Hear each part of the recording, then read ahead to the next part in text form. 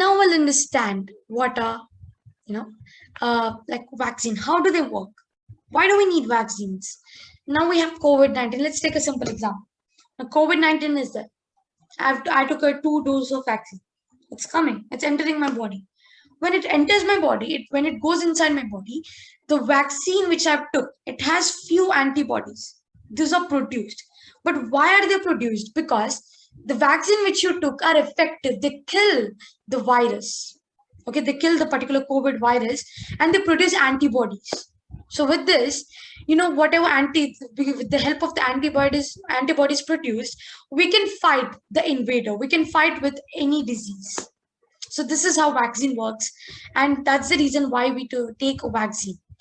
Now we have few examples years back, polio was one of the a common thing in the across the world.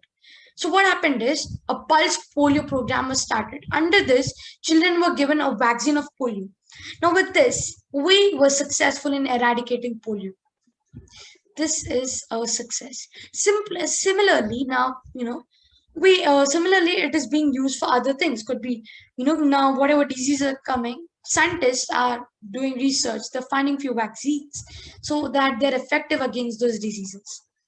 Now we'll talk about soil fertility. How does these microorganisms play a very important role in the increase of soil fertility. Now what happened is, I'll just explain nitrogen fixation process also over here.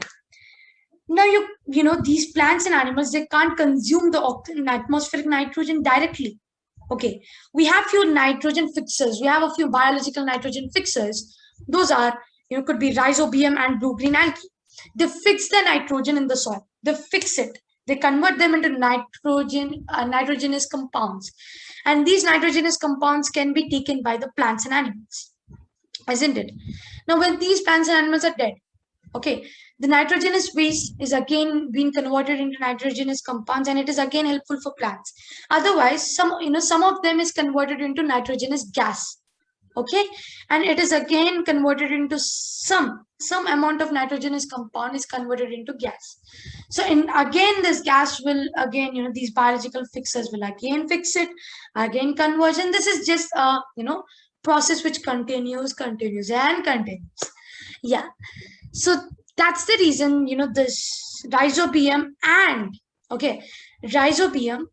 blue-green algae are called biological nitrogen fixers. I hope you understood this point. Now we'll understand cleaning the environment, just giving you a gist and a main part of it.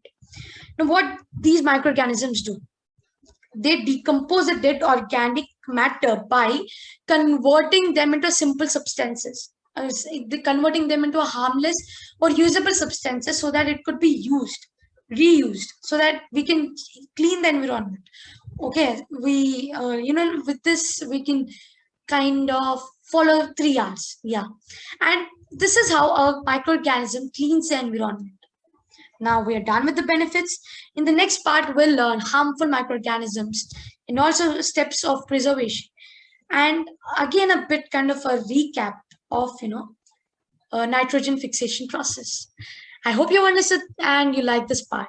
Thank you and have a nice day. Signing off, Agastya.